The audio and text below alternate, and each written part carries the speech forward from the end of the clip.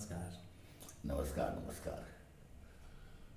हाँ, तो डॉक्टर प्रियदर्शी जी के पास आज हम आए हुए हैं। डॉक्टर प्रेमेंद्र प्रियदर्शी, भारतीय इतिहास पर इनका काफ़ी शोध चलता रहता है और बराबर ये कुछ नई नई चीज़ों को सबके सामने उजागर करते रहते हैं। तो आज मैं साक्षात्कार के दौरान इनसे यह जानना चाहूँगा कि अभी जो तुलसीदास जी के श्लोक पर जो ये मामला बहुत तूल पकड़ता जा रहा है, उसके संदर्भ में इनके क्या विचार हैं। डॉक्टर प्रियदर्शी जी, कुछ आप बताएं। जी, गोस्वामी तुलसीदास जी न केवल एक महान कवि थे, बल्कि वे एक अत्यंत संवेदनशील मनुष्य भी थे और दलित, गरीब, पिछड़े और नारी इत्यादि की मजबूरियों को उन्होंने बड़ी मार्मिकता से दिखाया है। अच्छा। सीता माता की मजबूरियाँ जहाँ औरत के रूप में हैं, उसको उन्होंने दिखाया है। जहाँ जो हमारे समाज के पिछड़े हुए लोग हैं, गरीब हैं, उनकी गरीबी, वे खुद भी गरीब थे और वे खुद भी गंवार थे। बिल्कुल।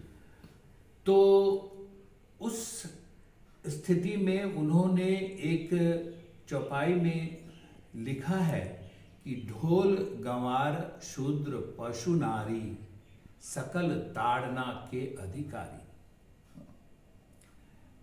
तो यह कोई उन्होंने आदर्श वाक्य के रूप में या नीति श्लोक के रूप में नहीं कहा है, न ही उन्होंने एक उपदेश दिया है कि ऐसा होना चाहिए, बल्कि उस समय समाज की जो दशा थी, भयानक अत्याचारी दुर्दशा थी लोगों की, उसका उन्होंने चित्रण किया है और इस प्रकार का चित्रण वे हमेशा करते आए हैं।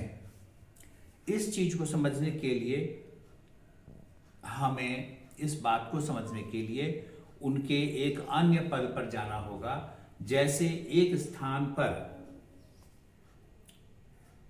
कहती हैं, कत विधि सृजी नारी जग माही, पराधीन सपनेहु सुख नाही।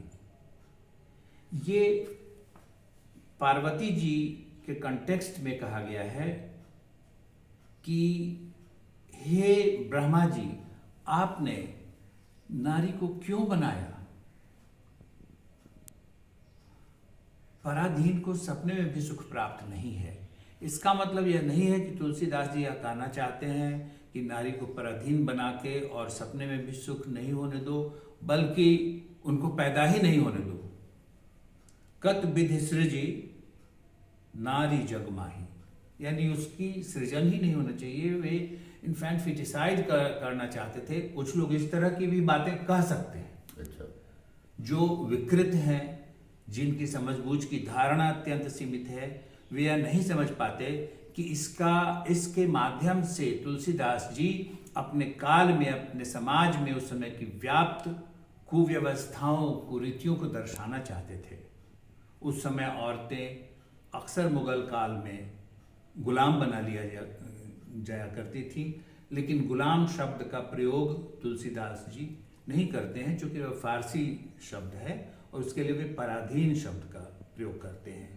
तो पराधीन सपनेहु सुख नाही, यानी जो गुलाम बना ली गई औरतें होती थीं, उनको कोई सुख नहीं मिलता था सपने में भी। इसी प्रकार रामचंद्र जी जब दक्षिण भारत में पहुंचते हैं और समुद्र उनको परेशान करता है, तब जब वे जाकर उसके विरुद्ध हमले की तैयारी करते हैं, तो वहाँ जो समुद्र की रक्षा के लिए तैनात वो रावण का मित्र था, उसको समुद्र कहकर पुकारा गया है।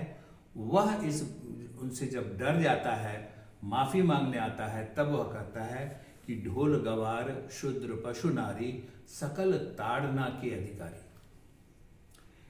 इसका अर्थ देखिए, यह मुगल कालीन सामाजिक व्यवस्था, चूंकि तुलसीदास जी का कालक्रम जो है वह बाबर से लेकर जहांगीर तक फैला हुआ है, वे बहुत, उन्होंने लंबी आयु ली थी।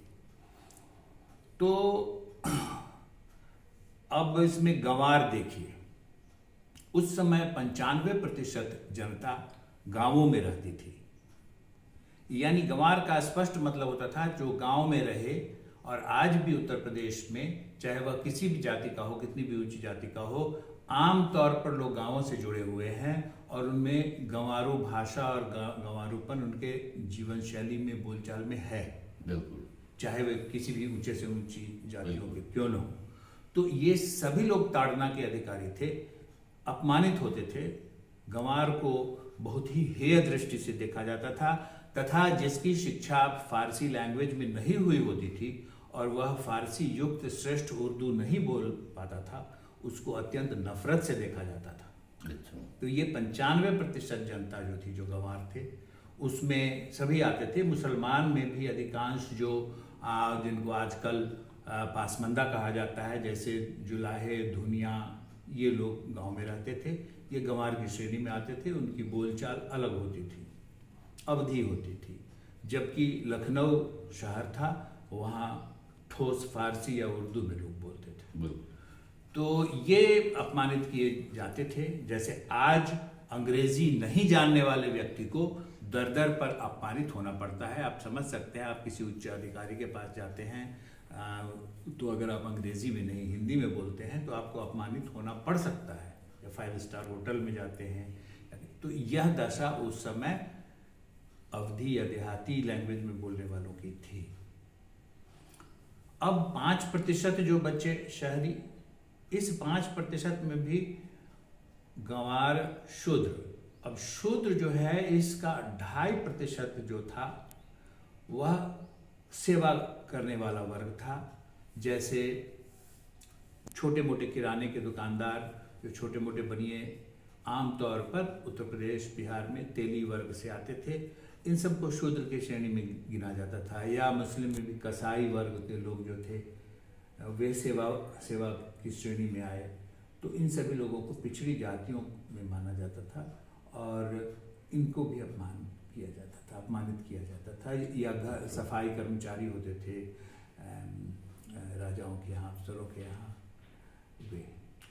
और नारी, तो 5% जो बचा हुआ है शहरी आबादी, उसमें 50% तो नारी है। बिल्कुल, उसका अपमान होता था, उसको घोर अपमान और पर्दे के तहत रहना पड़ता था। बच जाता है 2.5%। ये 2.5% कौन थे? तो इसमें करीब 1.25% हो जाएंगे जो शूद्र की श्रेणी में, यानी मजदूर वगैरह की श्रेणी में आ गए, और 1.25% थे जो सेना के अधिकारी थे, सैनिक थे, छावनियों में रहते थे, और अशराफ वर्ग के उच्च मुगल पदाधिकारी थे।